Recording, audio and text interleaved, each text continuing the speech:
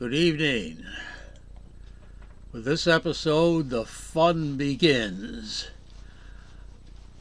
I made contact with an orthopedic surgeon. He gave me a thorough examination, and he told me, he said, I can revise the right knee with a constrained implant, and on the left knee, we'll try replacing the spacer, and if that doesn't work, we'll do a hinged implant. Fabulous.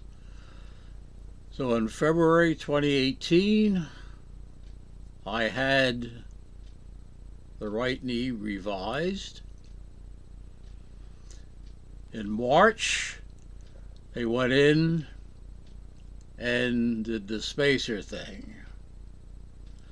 I didn't have enough time between the two to do any rehabilitation or anything. I just went from the one, a little bit of home care, and then right back into the next procedure. After the spacer thing, they sent me to the skilled nursing facility, and I was getting rehabilitation there to some extent, and I didn't survive that. It started to give me problems, instability, all sorts of other things, and the doctor wasn't too happy, but neither was I. They were concerned at the rehab place that I didn't want to leave. They did everything short of booting me out the door, literally. But I left on my own, and I went back and discussed it with him again. And at this point, he says, you have three options. Option number one is do nothing, which didn't make any sense. The number two thing was the hinged implant.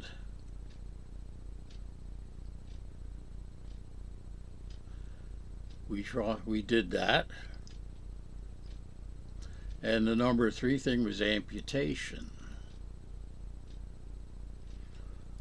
Now, the hinged implant thing, we did that in May of 2018. And it went not too well simply because when the joint was revised initially, they used a long stem implant. And he told me that he had a lot of difficulty getting the implant out to replace it with the hinged implant stems and all that other stuff. And it was quite obvious because it looked like he used a pocket knife on the lower part of my knee. It was terrible. And they did staples and all that other stuff. And as soon as I started to do any kind of physical therapy on a limited basis, started to bleed. So they had to take me back to the doctor's office. Then we fiddled with that. Then we come back. And the interesting part of the bleeding thing, it started to bleed one night around 10:30 from moving around, whatever. And they called the people on the floor. They looked at it, and they had to call a registered nurse in to see what was going on. And they did that at 1:30 in the morning, and the nurse showed up at 4.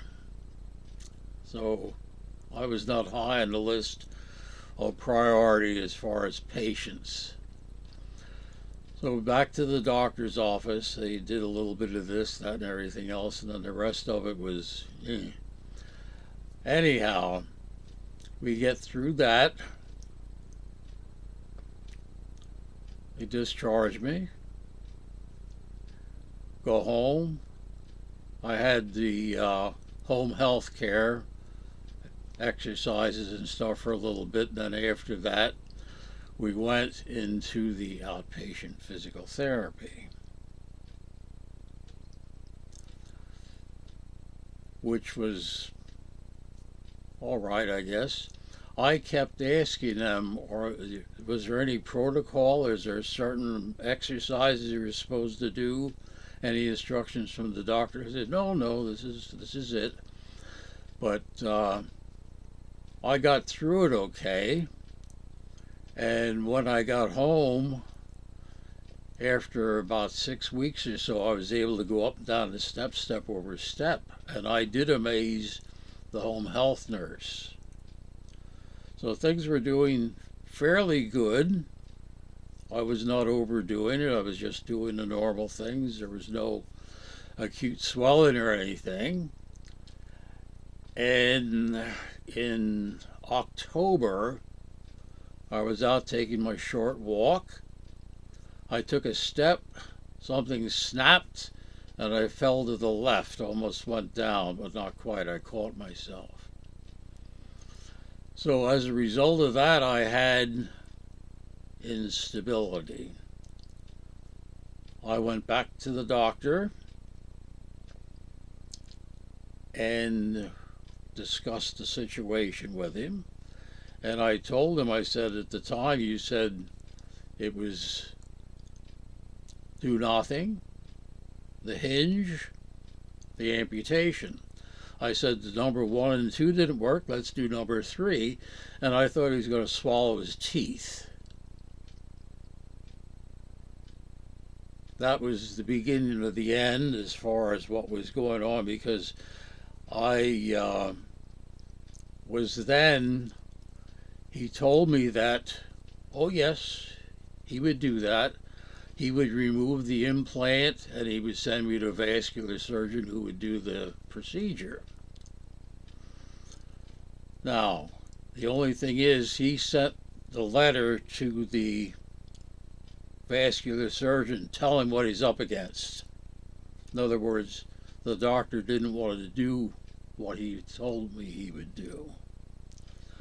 So I went and I had 3 sessions with the vascular surgeon, at which time we never discussed pre-surgery, the procedure, post-surgery, rehabilitation, nothing like that.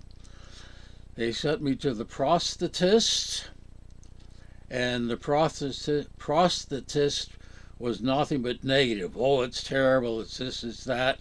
And those films that they show you as far as you can do all sorts of stuff, he said, don't believe that.